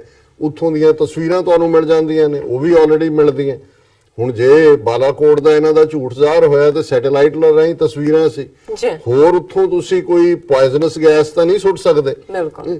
ਹੁਣ ਸੈਟੇਲਾਈਟ ਲਾਂਚ ਕਰਨਾ ਜਾਂ ਉਹਦੇ ਚ ਤੁਹਾਡਾ, ਔਰ ਜਿਹੜੇ ਇਹਨਾਂ ਦੇ ਸੈਟੇਲਾਈਟ ਵੀ ਲਾਂਚ ਕੀਤੀ ਉਹ ਸਾਰੀ ਰਸ਼ੀਅਨ ਇਕਵਿਪਮੈਂਟ ਯੂਜ਼ ਹੋਈ। ਹੁਣ ਵੀ ਜਿਹੜਾ ਕਹਿੰਦੇ ਨੇ ਜੇ ਅਸੀਂ ਸ਼ੂਟ ਡਾਊਨ ਕੀਤਾ ਉਹ ਟੈਕਨੋਲੋਜੀ 300 ਕਿਲੋਮੀਟਰ ਵਾਲੀ ਡਿਵੈਲਪ ਕੀਤੀ, ਉਹ ਵੀ ਇਜ਼ਰਾਈਲ ਦਾ ਇਕਵਿਪਮੈਂਟ ਹੈ। ਔਰ 2012 ਦੇ ਵਿੱਚ ਇਹਨਾਂ ਦੇ ਜਿਹੜੇ ਨੇ, ਉਦੋਂ ਮਨਮੋਹਨ ਸਿੰਘ ਦੀ ਸਰਕਾਰ ਸੀ, ਉਹਨਾਂ ਨੇ ਕਿਹਾ ਸੀ ਜੀ ਸਾਡੇ ਕੋਲ ਹੈ ਟੈਕਨੋਲੋਜੀ, ਪਰ ਕਿਉਂਕਿ ਦੁਨੀਆ ਦੇ ਵਿੱਚ ਇਸ ਗੱਲ ਦੇ ਅਮਰੀਕਾ ਨੇ ਸਭ ਤੋਂ ਪਹਿਲਾਂ ਇਵੇਂ ਕੀਤਾ ਸੀ, ਫਿਰ ਅਮਰੀਕਾ ਨੇ ਅਬੈਂਡਨ ਕਰ ਦਿੱਤਾ ਟੈਸਟ, ਕਿਉਂਕਿ ਇੱਕ ਪਾਸੇ ਤਾਂ ਧਰਤੀ ਦੇ ਉੱਤੇ ਇੰਨੀ ਪੋਲਿਊਸ਼ਨ ਹੈ, ਇੰਨਾ ਗੰਦ ਹੈ, ਜਿਹਦੇ ਨਤੀਜੇ ਵਜੋਂ ਅਸੀਂ ਦੇਖ ਰਹੇ ਹਾਂ ਵੀ ਮੌਸਮ ਬਦਲ ਰਹੇ ਨੇ, ਗਲੇਸ਼ੀਅਰ ਪਿਘਲ ਰਹੇ ਨੇ, ਦਰਿਆਵਾਂ 'ਚ ਪਾਣੀ ਜਿਹੜਾ ਕਿਵੇਂ ਉਹਨਾਂ ਮਹੀਨਿਆਂ 'ਚ ਵੀ ਆ ਰਿਹਾ, ਕਿਉਂਕਿ ਜਿਹੜੇ glacier ultimately source of water ਨੇ, ਉਹ ਜਿਹੜਾ ਓਜ਼ੋਨ ਇਫੈਕਟ ਕਹਿੰਦੇ ਨੇ ਉਸ ਦਾ ਅਸਰ ਕਬੂਲ ਰਹੇ ਨੇ। ਹੁਣ ਔਰ ਭਾਰਤ ਜਦੋਂ ਕਿ ਮੋਦੀ ਬਣਿਆ, ਇਹਦੇ ਫਰਾਡੀ ਬੰਦੇ ਦੇ ਸ਼ਤੂੰਗੜੇ ਦੀਆਂ ਕਰਤੂਤਾਂ, ਇਹਨਾਂ ਇੱਕ ਲਾਂਚ ਕੀਤਾ, ਬ੍ਰਾਂਡ ਐਂਬੈਸਡਰ ਵੀ ਬਣਾਏ, ਅਮਿਤਾਭ ਬੱਚਨ, ਦੂਜੇ, ਕਲੀਨ ਭਾਰਤ, ਸ਼ੁੱਧ ਭਾਰਤ, ਪਤਾ ਨਹੀਂ ਕੋਈ ਹੋਰ ਵੀ ਇਦਾਂ ਦੇ ਲਫ਼ਜ਼, ਆਪ ਝਾੜੂ ਲੈ ਕੇ ਲੱਗਾ ਸਾਫ਼ ਕਰਨ, ਦੂਜੇ ਸਾਰੇ ਕਰ ਰਹੇ ਨੇ। ਹਾਲਾਂ ਉਹ ਵੀ ਤਸਵੀਰਾਂ ਸਾਹਮਣੇ ਆ ਗਈਆਂ ਵੀ ਪਹਿਲਾਂ ਜਿੱਥੇ ਇਹਨੇ ਜਾਂ ਇਹਦੀ ਟੀਮ ਨੇ ਜਾਣਾ ਹੁੰਦਾ ਸੀ, ਪਹਿਲਾਂ 2 ਘੰਟੇ ਪਹਿਲਾਂ ਮਿਊਨਿਸਪਲ ਕਮੇਟੀ ਦੀਆਂ ਗੱਡੀਆਂ ਆ ਕੇ ਗੰਦ ਸੁੱਟ ਜਾਂਦੀਆਂ ਸੀ ਉੱਤੇ, ਤੇ ਉਹਨਾਂ ਨੂੰ ਫਿਰ ਇਹ ਸਾਫ਼ ਕਰਦਾ ਸੀ, ਉਹ ਵੀ ਆ ਗਈਆਂ ਪਿਕਚਰ। ਸੋ ਇੱਕ ਸਿਰੇ ਤੋਂ ਦੂਸਰੇ ਸਿਰੇ ਤੱਕ ਸੀ। ਹੁਣ ਅੱਜ ਵੀ ਦੇਖੋ ਕਿ ਵੀ ਭਾਰਤ ਦਾ ਕਿੰਨਾ ਸਾਫ਼ ਹੋ ਗਿਆ, ਕਿੰਨੀ ਗੰਦਗੀ ਦਾ ਪਾਰਟ। ਔਰ ਕੱਲ ਹੀ ਕਿਉਂਕਿ ਅਸੀਂ ਸ਼ਾਰਦਾ ਪੀਠ ਲਾਂਘੇ ਦੀ ਗੱਲ ਕੀਤੀ ਤਾਂ ਕਿਸੇ ਸਾਡੇ ਪਾਕਿਸਤਾਨੀ ਵੀਰ ਨੇ ਵਿਅੰਗ ਕੀਤਾ ਸੀ, ਕਹਿੰਦੇ ਆ ਜਾਓ ਸ਼ਾਰਦਾ ਪੀਠ, ਪਰ ਇਹ ਹੈ ਵੀ ਬਾਹਰ ਗੰਦ ਨਾ ਪਾਇਓ, ਜਿਵੇਂ ਤੁਸੀਂ ਬਾਹਰ ਜੰਗਲ ਜਾਂਦੇ ਹੋ ਉਹ ਅਸੀਂ ਕੁੱਟਾਂਗੇ ਫਿਰ ਤੁਹਾਨੂੰ। ਸੋ ਜ਼ਾਹਰ ਹੈ ਕਿ ਇਹਨਾਂ ਦੀ ਵੱਡੀ ਫੇਲਿਅਰ ਉਸ ਪਾਸੇ ਹੈ। ਹੁਣ ਇਹ ਗੰਦ ਜਿਹੜਾ ਇਹਨਾਂ ਨੇ ਆਪਣੀ ਧਰਤੀ ਤੇ ਵੀ ਪਾਇਆ ਹੋਇਆ, ਉਹ ਪੁਲਾੜ 'ਚ ਲੈ ਕੇ ਜਾ ਰਹੇ ਨੇ। ਔਰ 1976 ਦੇ ਵਿੱਚ ਇੰਟਰਨੈਸ਼ਨਲ ਟ੍ਰੀਟੀ ਇਸ ਮੁੱਦੇ ਦੇ ਉੱਤੇ ਹੋਈ ਸੀ ਕਿ ਵੀ ਇਹ ਜਿਹੜਾ ਸਪੇਸ ਹੈ, ਪੁਲਾੜ ਜਿਹਨੂੰ ਅਸੀਂ ਪੰਜਾਬੀ 'ਚ ਕਹਿੰਦੇ ਹਾਂ, ਇਹਨੂੰ ਜਿਹੜਾ ਪੋਲਿਊਸ਼ਨ ਫ੍ਰੀ ਵੀ ਰੱਖਿਆ ਜਾਏ, ਔਰ ਇਹ ਕਚਰਾ, ਕਿਉਂਕਿ ਜਿਹੜੀ ਚੀਜ਼ ਤਾਂ ਬਹੁਤ ਉੱਪਰ ਜਾ ਕੇ ਜਿਹੜੀਆਂ ਵੱਡੀਆਂ ਸੈਟੇਲਾਈਟਸ ਆ, ਕਿਉਂਕਿ ਜ਼ਮੀਨ ਦਾ ਹੁਣ ਇਹ ਜਿਹੜੀ ਗੱਲ ਅਗੇਨ ਫਿਜ਼ਿਕਸ ਚਲੀ ਜਾਂਦੀ ਹੈ, ਜਿਸ ਨਿਊਟਨ ਦਾ ਜ਼ਿਕਰ ਹੁੰਦਾ ਹੈ, ਨਿਊਟਨਸ ਲਾਅ ਆਫ ਗ੍ਰੈਵਿਟੀ, ਉਹ ਨਿਊਟਨ, ਸਰ ਆਈਜ਼ੈਕ ਨਿਊਟਨ ਬੈਠਾ ਹੈ ਕੁਰਸੀ ਦੇ ਉੱਤੇ ਬਾਗ 'ਚ, ਉੱਥੋਂ ਸੇਬ ਡਿੱਗਦਾ ਹੈ, ਉਹ ਦੇਖ ਰਿਹਾ, ਉਹਨੇ ਕਿਹਾ ਜੀ ਸੇਬ ਥੱਲੇ ਨੂੰ ਕਿਉਂ ਡਿੱਗਿਆ, ਉੱਤੇ ਨੂੰ ਕਿਉਂ ਨਹੀਂ ਗਿਆ। ਉਹਦੇ ਚੋਂ ਇੱਕ ਜਿਹੜੀ ਵੀ ਉਹਨੇ ਲਾਅ ਬਣਾਇਆ, ਇੱਕ ਲਾਅ ਆਫ ਗ੍ਰੈਵਿਟੇਸ਼ਨ ਹੈ। ਹੁਣ ਜ਼ਮੀਨ ਦਾ ਜਾਂ ਧਰਤੀ ਦਾ ਇੱਕ ਆਪਣਾ ਮੈਗਨੈਟਿਕ ਪੁੱਲ ਹੈ, ਇੱਕ ਗ੍ਰੈਵਿਟੇਸ਼ਨਲ ਫੀਲਡ ਹੈ, ਔਰ ਜ਼ਾਹਰ ਹੈ ਕਿ ਜਿਹੜੀ ਚੀਜ਼ ਇਸ ਧਰਤੀ ਦੇ ਕਈ ਸੌ ਮੀਲ ਤੱਕ ਉਹ ਪੁੱਲ ਹੈ, ਪਰ ਉਸ ਤੋਂ ਬਾਅਦ ਉਹ ਜਿਹੜਾ ਪੁੱਲ ਖਤਮ ਹੋ ਜਾਂਦਾ ਹੈ। ਇਸ ਲਈ ਜਿਹੜੀ ਉਸ ਗ੍ਰੈਵਿਟੇਸ਼ਨਲ ਪੁੱਲ ਤੋਂ ਬਿਯੋਂਡ ਚਲੀ ਜਾਏਗੀ ਚੀਜ਼, ਉਹ ਉੱਤੇ ਲਟਕਦੀ ਰਹੇਗੀ, ਪੁਲਾੜ 'ਚ ਰਹੇਗੀ, ਸਪੇਸ 'ਚੋਂ ਥੱਲੇ ਨਹੀਂ ਆਏਗੀ। ਥੱਲੇ ਉਹੀ ਚੀਜ਼ ਆਏਗੀ ਜਿਹੜੀ ਕਿ ਉਸ ਜ਼ੋਨ ਦੇ ਵਿੱਚ ਹੈ ਜਿੱਥੋਂ ਤੱਕ ਗ੍ਰੈਵਿਟੇਸ਼ਨਲ ਪੁੱਲ ਹੈ। ਸੋ ਜ਼ਾਹਰ ਹੈ ਕਿ ਆਲਰੇਡੀ ਸਾਡੀ ਉਸ ਪੁਲਾੜ ਦੇ ਵਿੱਚ ਕਈ ਵਾਰ ਜਿਹੜੇ ਐਸਟਰੋਇਡ ਘੁੰਮਦੇ ਨੇ ਜਾਂ ਕਈ ਵਾਰੀ ਆ ਕੇ ਉਹ ਧਰਤੀ ਤੇ ਡਿੱਗਦੇ ਨੇ, ਸਮੁੰਦਰ 'ਚ ਡਿੱਗਦੇ ਨੇ।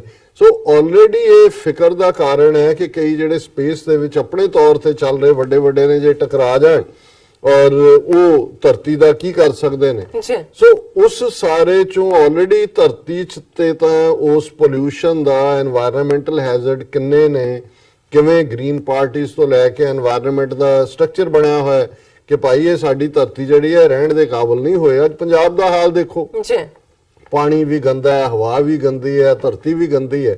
ਸੋ ਸਿਆਣਿਆਂ ਨੇ ਜਿਹੜੀਆਂ ਇਹ ਟ੍ਰੀਟੀਜ਼ ਬਣਾਈਆਂ ਔਰ ਭਾਰਤ ਨੇ ਵੀ ਜਿਹੜਾ 1982 ਦੇ ਵਿੱਚ ਇਸ ਨੂੰ ਮਾਨਤਾ ਦਿੱਤੀ ਸੀ। ਔਰ ਇਹਦੇ 'ਚ ਇੱਕ ਗੱਲ ਬੜੀ ਕਲੀਅਰ ਹੈ ਕਿ ਸਪੇਸ ਦੇ ਵਿੱਚ ਜਿਹੜੇ ਹਥਿਆਰ ਨੇ ਉਹਨਾਂ ਦੇ ਉੱਤੇ ਪੂਰੀ ਤੌਰ ਤੇ ਪਾਬੰਦੀ ਹੈ, ਪਰ ਥੋੜਾ ਜਿਹਾ ਗ੍ਰੇ ਏਰੀਆ ਹੈ ਜਿਹਦੇ ਚੋਂ ਇਹ ਫਾਇਦਾ ਲੈ ਰਹੇ ਨੇ। ਹਾਲਾਂਕਿ ਜਦੋਂ ਚਾਈਨਾ ਨੇ ਇਸ ਕਿਸਮ ਦਾ ਹੀ ਤਜਰਬਾ ਕਰਕੇ ਕਿ ਵੀ ਅਸੀਂ ਦੁਸ਼ਮਣ ਦੀ ਜੇ ਸੈਟੇਲਾਈਟ ਹੈ ਤੁਹਾਡੇ 'ਚ ਔਰ ਉਹਨੂੰ ਤੁਸੀਂ ਉਹ ਜਸੂਸੀ ਕਰ ਰਹੀ ਹੈ ਤਾਂ ਉਹਨੂੰ ਤੁਸੀਂ ਮਾਰ ਕੇ ਦੇਖ ਸਕਦੇ ਹੋ, ਡਿਵੈਲਪ ਕੀਤਾ, ਉਹਦਾ ਬਹੁਤ ਕ੍ਰਿਟਿਸਿਜ਼ਮ ਹੋਇਆ। ਔਰ ਅਜੇ ਤੱਕ ਮੈਂ ਦੇਖਿਆ ਨਹੀਂ ਹੈ ਕਿਸੇ international so called America, England, France, ਇਹ ਤਾਂ ਪਹਿਲਾਂ ਹੀ ਸਿਆਣੇ ਨੇ, ਇਹ ਤਾਂ ਇਸ 'ਚ ਆਏ ਹੀ ਨਹੀਂ ਕਿ ਵੀ ਇਹ ਤਾਂ ਐਵੇਂ ਉਹ ਜਿਵੇਂ ਇੱਕ ਸਪੈਨਿਸ਼ ਨਾਵਲ ਹੈ ਸ਼ਾਇਦ 17th ਜਾਂ 18th ਸੈਂਚੁਰੀ ਦਾ ਕਿ ਤੁਸੀਂ ਆਪਣੇ ਦਿਮਾਗ 'ਚ ਜਿਹੜਾ ਇਮੇਜਿਨਰੀ ਦੁਸ਼ਮਣ ਕਲਪਦੇ ਹੋ। ਜਿਵੇਂ ਅਸੀਂ ਸੁਪਨੇ 'ਚ ਕਈ ਵਾਰੀ ਕਰਦੇ, ਤੀਰ ਛੱਡ ਰਿਹਾ ਹੁੰਦਾ ਇੱਧਰ ਉੱਧਰ ਸੁੱਟਿਆ, ਦੁਸ਼ਮਣ ਤਾਂ ਐਗਜ਼ਿਸਟ ਨਹੀਂ ਕਰਦਾ, ਸੁਪਨੇ ਤੁਸੀਂ ਉੱਠ ਕੇ ਦੇਖਦੇ ਹੋ ਵੀ ਉਹ ਇਹ ਤਾਂ ਸੁਪਨਾ ਸੀ। ਸੋ ਇਹ ਵੀ ਜਿਹੜਾ ਹੈ ਅੱਜ ਤੱਕ ਦੁਨੀਆ 'ਚ ਐਟਮ ਦਾ ਤਾਂ ਇਸਤੇਮਾਲ ਹੋਇਆ, ਪਰ ਕਿਤੇ ਵੀ ਜਦੋਂ ਇਸ ਕਿਸਮ ਦੀ ਵਾਰ, ਸਪੇਸ ਵਾਰ ਤੱਕ ਗੱਲ ਜਾਏਗੀ ਉਹ ਵਕਤ ਹੋਏਗਾ। ਅੱਜ ਤੱਕ ਕਦੇ ਇਸ ਟੈਕਨੋਲੋਜੀ ਦਾ ਇਸਤੇਮਾਲ ਹੀ ਨਹੀਂ ਹੋਇਆ। ਔਰ ਇਹ 2012 'ਚ ਇਹਨਾਂ ਦੇ ਆਪਣੇ ਸਾਇੰਟਿਸਟ ਦਾ ਕਹਿਣਾ ਸੀ ਕਿ ਜੀ ਅਸੀਂ ਇਹ ਡਿਵੈਲਪ ਕੀਤਾ ਹੋਇਆ, ਪਰ ਕਿਉਂਕਿ ਇਹਦਾ ਫਾਇਦਾ ਨਹੀਂ ਔਰ ਇਹ ਪੋਲਿਊਸ਼ਨ ਪੈਦਾ ਕਰਦਾ ਹੈ ਔਰ ਇਹਦਾ ਅਸੀਂ ਨਹੀਂ।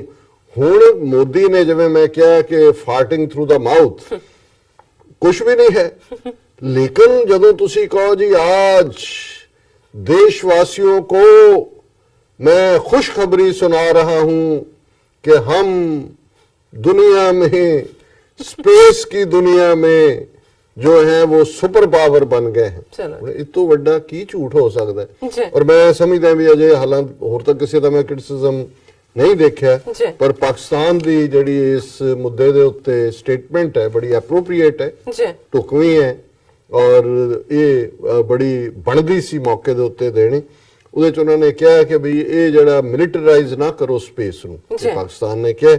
ਔਰ ਉਹਨਾਂ ਨੇ ਜਿਹੜਾ ਇਸ ਗੱਲ ਦੇ ਉੱਤੇ ਕਿਹਾ ਕਿ ਵੀ ਇਹ ਐਗਜ਼ੈਕਟ ਮੈਂ ਉਹਨਾਂ ਦੇ ਲਿਖਤ ਦਾ ਹੀ ਪੰਜਾਬੀ ਅਨੁਵਾਦ ਦੇਣਾ ਚਾਹੁੰਦਾ ਕਿ ਪਾਕਿਸਤਾਨ ਪੁਲਾੜ ਵਿੱਚ ਹਥਿਆਰਾਂ ਦੀ ਦੌੜ ਦੇ ਸਖਤ ਖਿਲਾਫ ਰਿਹਾ ਹੈ। ਔਰ ਕਿਉਂਕਿ ਜਿਹੜਾ ਹੁਣ ਇੰਡੀਅਨ ਮੀਡੀਆ ਜਾਂ ਦੂਜਾ ਕਰ ਰਿਹਾ ਉਹ ਨਾਲ ਦੀ ਨਾਲ ਕਹਿ ਰਹੇ ਨੇ ਜੀ ਚੀਨ ਕੋਲ ਤਾਂ ਹੈ ਬਟ ਪਾਕਿਸਤਾਨ ਡੋਂਟ ਹੈਜ਼ ਦਿਸ। ਪਹਿਲੀ ਗੱਲ ਤੁਸੀਂ ਕੀ ਤੁਸੀਂ ਮੁਕਾਬਲਾ ਕਰਦੇ ਹੋ? ਤੁਹਾਡੇ ਤੋਂ ਜਿਹੜਾ ਉਹ ਚੌਥਾ ਹਿੱਸਾ ਏਰੀਆ 'ਚ ਦੇਸ਼, ਪੰਜਵਾਂ ਹਿੱਸਾ, 6ਵਾਂ 7ਵਾਂ ਹਿੱਸਾ ਆਬਾਦੀ 'ਚ ਦੇਸ਼, ਆਲਰੇਡੀ ਉਹਨਾਂ ਦੇ ਕੋਲ ਜਿੰਨਾ ਕੁ ਉਹਨਾਂ ਨੂੰ ਆਪਣੇ ਆਪ ਨੂੰ ਡਿਫੈਂਡ ਕਰਨ ਲਈ ਚਾਹੀਦਾ ਉਹਨਾਂ ਕੋਲ ਹੈ ਸਟਫ। ਉਹਨਾਂ ਦੇ ਜਦੋਂ ਕਿਤੇ ਸਪੇਸ ਦੀ ਲੋੜ ਹੋਏਗੀ, ਤੁਸੀਂ ਕਿਹੜਾ ਇੱਥੇ ਏਡਾ ਸਪੇਸ ਦੇ ਬਣੇ ਹੋਏ ਹੋ, ਤੁਸੀਂ ਵੀ ਇਜ਼ਰਾਈਲ ਹੋਏ, ਰਸ਼ੀਆ ਹੋਏ, ਉਹਨਾਂ ਦੇ ਉੱਤੇ ਹੀ ਆਪਣਾ ਲੇਬਲ ਲਾ ਕੇ ਆਪਣੇ ਆਪ ਨੂੰ ਸਪੇਸ 'ਚ ਜਿਹੜਾ ਉਹ ਸ਼ੇਰ ਬਣੇ ਹੋਏ ਹੋ ਔਰ ਹੁਣ ਸ਼ੇਰ ਦੇ ਵੀ ਬੱਬਰ ਸ਼ੇਰ ਕਲੇਮ ਕਰ ਰਹੇ ਹੋ। ਸੋ ਪਾਕਿਸਤਾਨ ਨੇ ਕਿਹਾ ਜੀ ਅਸੀਂ ਤਾਂ ਡੇ 1 ਤੋਂ ਇਹ ਜਿਹੜਾ ਸਪੇਸ ਦੇ ਵਿੱਚ ਉਹਦੀ ਮਿਲੀਟਰਾਈਜੇਸ਼ਨ ਦੇ ਖਿਲਾਫ ਹੈ। ਪੁਲਾੜ ਮਨੁੱਖਤਾ ਦੀ ਸਾਂਝੀ ਵਿਰਾਸਤ ਹੈ ਅਤੇ ਹਰੇਕ ਦੇਸ਼ ਦੀ ਇਹ ਜ਼ਿੰਮੇਵਾਰੀ ਹੈ ਕਿ ਉਹ ਪੁਲਾੜ ਦੇ ਫੌਜੀਕਰਨ ਨੂੰ ਉਤਸ਼ਾਹਿਤ ਕਰਨ ਦੀਆਂ ਸਰਗਰਮੀਆਂ ਤੋਂ ਬਚੇ। ਕਿ ਜਿਵੇਂ ਇੰਟਰਨੈਸ਼ਨਲ ਵਾਟਰਸ ਨੇ, ਪਾਣੀ ਹੈ ਸਮੁੰਦਰ, ਉਹਦੇ 'ਚ ਜਿਹੜਾ ਉਹ ਲਾਅ ਵੀ ਬਣੇ ਕਿ ਕਿਹੜਾ ਇੰਟਰਨੈਸ਼ਨਲ ਵਾਟਰ ਹੈ, ਕਿਹੜਾ ਰੀਜਨਲ ਵਾਟਰ ਹੈ। ਸਪੇਸ ਬਾਰੇ ਅਜੇ ਤੱਕ ਕੋਈ ਕਲੀਅਰ ਲਾਈਨ ਤਾਂ ਨਹੀਂ ਹੈ, ਲੇਕਿਨ ਇਹਦੇ 'ਚ ਕੋਈ ਸ਼ੱਕ ਨਹੀਂ ਹੈ ਕਿ ਸਪੇਸ ਸਾਡੇ ਉੱਤੇ ਹੈ। ਬਿਲਕੁਲ ਧਰਤੀ ਦੇ ਸਾਰੇ ਲੋਕਾਂ ਦੀ ਇੱਕ ਕਾਮਨ ਹੈਰੀਟੇਜ ਹੈ, ਕਾਮਨ ਵਿਰਾਸਤ ਹੈ ਤੇ ਇਸ ਧਰਤੀ ਨੂੰ ਗੰਦਾ ਕਰਨ ਤੋਂ ਬਾਅਦ ਹੁਣ ਪੁਲਾੜ ਦੀ ਮਿਲੀਟਰਾਈਜੇਸ਼ਨ ਜਾਂ ਉਸ ਨੂੰ ਗੰਦਾ ਕਰਨਾ ਹੀ ਬਾਕੀ ਰਹਿ ਗਿਆ। ਸੋ ਪਾਕਿਸਤਾਨ ਨੇ ਮਚ ਮੋਰ ਜਿਹੜੀ ਹਿਊਮੇਨ ਔਰ ਪ੍ਰੈਕਟੀਕਲ ਅਪਰੋਚ ਜਿਹੜੀ ਆਲਰੇਡੀ ਡਿਵੈਲਪਡ ਕੰਟਰੀਜ਼ ਦੀ ਸੀ ਉਹ ਉਹਨਾਂ ਨੇ ਲਈ ਹੈ ਔਰ ਉਹਨਾਂ ਨੇ ਕਿਹਾ ਵੀ ਇਹਨਾਂ ਸਰਗਰਮੀਆਂ ਤੋਂ ਬਚਿਆ ਜਾਏ। ਪਾਕਿਸਤਾਨ ਦਾ ਮੰਨਣਾ ਹੈ ਕਿ ਪੁਲਾੜ ਬਾਰੇ ਵਰਤਮਾਨ ਕੌਮਾਂਤਰੀ ਕਾਨੂੰਨਾਂ ਦੇ ਖੱਪਿਆਂ ਨੂੰ ਭਰਨ ਦੀ ਜ਼ਰੂਰਤ ਹੈ ਤਾਂ ਜੋ ਕੋਈ ਵੀ ਦੇਸ਼ ਪੁਲਾੜ ਤਕਨੀਕ ਦੀ ਸਮਾਜਿਕ ਆਰਥਿਕ ਵਿਕਾਸ ਦੀਆਂ ਸ਼ਾਂਤਮਈ ਸਰਗਰਮੀਆਂ ਲਈ ਖਤਰਾ ਨਾ ਬਣੇ। ਇਹ ਜ਼ਾਹਰ ਹੈ ਕਿ ਬਹੁਤ ਸਾਰੇ ਲਕੂਨੇ ਨੇ, ਬਹੁਤ ਸਾਰੇ ਖੱਪੇ ਨੇ। ਇਹ ਸਾਰੇ ਇੰਟਰਨੈਸ਼ਨਲ ਕਾਨੂੰਨ ਅਜੇ ਸਪੇਸ ਰਿਲੇਟਡ ਨਹੀਂ ਹੈ ਲੇਕਿਨ ਉਹਦੇ ਚ ਲਕੂਨੇ ਨੇ ਜਿਹਦੇ ਚ ਇਸ ਕਿਸਮ ਦੀਆਂ ਹਰਕਤਾਂ ਹੁੰਦੀਆਂ ਨੇ। ਫਿਰ ਉਹਨੇ ਕਿਹਾ ਵੀ ਅਸੀਂ ਉਮੀਦ ਕਰਦੇ ਹਾਂ ਕਿ ਜਿਨ੍ਹਾਂ ਦੇਸ਼ਾਂ ਨੇ ਅਤੀਤ ਵਿੱਚ ਵੀ ਅਜਿਹੀਆਂ ਸਮਰੱਥਾਵਾਂ ਦੇ ਪ੍ਰਦਰਸ਼ਨ ਦਾ ਵਿਰੋਧ ਕੀਤਾ ਹੈ, ਉਹ ਪੁਲਾੜ ਵਿੱਚ ਫੌਜੀ ਖਤਰਿਆਂ ਨੂੰ ਰੋਕਣ ਤੇ ਕੌਮਾਂਤਰੀ ਮਸੌਦਾ ਤਿਆਰ ਕਰਨ ਲਈ ਤਿਆਰ ਹੋਣ। ਇਹ ਉਹਨਾਂ ਨੇ ਇਹਨਾਂ ਦੇ ਅਮਰੀਕਾ ਔਰ ਯੂਰਪੀਅਨ ਮੁਲਕਾਂ ਵੱਲ ਇਹ ਸੁੱਟੀ ਹੈ ਗੱਲ ਕਿ ਭਾਈ ਤੁਸੀਂ ਪਹਿਲਾਂ ਵੀ ਇਸ ਗੱਲ ਦਾ ਵਿਰੋਧ ਕਰਦੇ ਰਹੇ ਔਰ ਹੁਣ ਵੀ ਇਸ ਦੇ ਖਿਲਾਫ ਆਪਣੀ ਆਵਾਜ਼ ਦਿਓ ਤਾਂ ਔਰ ਕਾਨੂੰਨ ਬਣਾਓ ਤਾਂ ਕਿ ਸਪੇਸ ਦੇ ਵਿੱਚ ਜਿਹੜਾ ਇਸ ਕਿਸਮ ਦਾ ਉਹਦੀ ਮਿਲਿਟਰਾਈਜੇਸ਼ਨ ਨਾ ਹੋਏ, ਫੌਜੀਕਰਨ ਨਾ ਹੋਏ ਔਰ ਉਸ ਦੇ ਨੂੰ ਰੋਕਣ ਲਈ ਫਿਊਚਰ ਦੇ ਵਿੱਚ ਕੋਈ ਵੀ ਇਸ ਕਿਸਮ ਦੀ ਜਿਹੜੀ ਕੰਪੀਟੀਸ਼ਨ ਦੀ ਲਾਈਨ ਹੈ ਰੈਲੇਵੈਂਟ ਕਾਨੂੰਨ ਬਣਾਏ ਜਾਣ। ਸੋ ਅਸੀਂ ਇਹੀ ਸਮਝਦੇ ਹਾਂ ਕਿ ਵੀ ਮੋਦੀ ਜੇ ਹੁਣ ਦੂਜੇ ਪਾਸਿਓਂ ਜਿਹੜਾ ਉਹਨੂੰ ਦਾ ਨਹੀਂ ਲੱਗਾ ਤੇ ਹੁਣ ਇਸ ਦਾ ਦੇ ਥੱਲੇ ਪਰ ਇਹ ਜਿਹੜਾ ਨਥਿੰਗ ਮੋਰ ਦੈਨ ਦਾ ਮਾਊਥ ਫਾਰਟ। ਜੀ ਡਾਕਟਰ ਸਾਹਿਬ ਬਿਲਕੁਲ ਅਸੀਂ ਤੁਹਾਡੇ ਨਾਲ ਸਹਿਮਤ ਹਾਂ। ਇੱਥੇ ਲੈਣੇ ਬ੍ਰੇਕ ਪੇਜ ਤੋਂ ਪਹਿਲਾਂ ਅਸੀਂ ਪੰਦਰਸ਼ਕਾਂ ਦੇ ਸਰੋਤਿਆਂ ਨੂੰ ਅਪੀਲ ਤੇ ਬੇਨਤੀ ਕਰਦੇ ਹਾਂ ਵਿਊਅਰਸ, ਜਿਸ ਤਰ੍ਹਾਂ ਕਿ ਤੁਸੀਂ ਜਾਣਦੇ ਹੋ ਕਿ ਟੀਵੀ 84 ਇੱਕ ਪੰਥਕ ਚੈਨਲ ਹੈ। ਟੀਵੀ 84 ਸਿੱਖਾਂ, ਕਸ਼ਮੀਰੀਆਂ ਅਤੇ ਭਾਰਤੀਆਂ ਨੌਰਥ ਈਸਟ ਸਟੇਟਾਂ ਦੇ ਲੋਕਾਂ ਦੇ ਸਵੈ ਨਿਰਣੇ ਦੇ ਹੱਕਾਂ ਦਾ ਹਾਮੀ ਹੈ। ਅਸੀਂ ਚਾਹਾਂਗੇ ਕਿ ਤੁਸੀਂ ਟੀਵੀ 84 ਦੀ ਚੜ੍ਹਦੀ ਕਲਾ ਲਈ ਵੱਧ ਤੋਂ ਵੱਧ ਡੋਨੇਟ ਕਰੋ। ਡੋਨੇਟ ਕਰਨ ਲਈ ਸਾਡੀ ਵੈਬਸਾਈਟ tv84.tv ਤੇ ਜਾ ਕੇ ਪੇਪਲ ਦੀ ਵਰਤੋਂ ਕਰਕੇ ਵਨ ਟਾਈਮ ਡੋਨੇਟ ਕਰ ਸਕਦੇ ਹੋ, ਮੰਥਲੀ ਡੋਨੇਟ ਵੀ ਕਰ ਸਕਦੇ ਹੋ। ਤੁਸੀਂ ਟੀਵੀ 84 ਦੇ ਨਾਮ ਤੇ ਚੈੱਕ ਬਣਾ ਕੇ ਸਾਨੂੰ ਮੇਲ ਵੀ ਕਰ ਸਕਦੇ ਹੋ ਸਾਡੇ ਇਸ ਪਤੇ ਤੇ 36-01 37th Avenue, Long Island City, New York 11101 USA, ਜਾਂ ਫਿਰ ਤੁਸੀਂ ਸਾਨੂੰ ਫੋਨ ਰਾਹੀਂ ਵੀ ਸੰਪਰਕ ਕਰ ਸਕਦੇ ਹੋ ਸਾਡੇ ਫੋਨ ਨੰਬਰ ਤੇ 5164060694। Thank you so much. So keep watching TV 84। ਮਿਲਦੇ ਹਾਂ ਛੋਟੇ ਜਿਹੇ ਬ੍ਰੇਕ ਤੋਂ ਬਾਅਦ।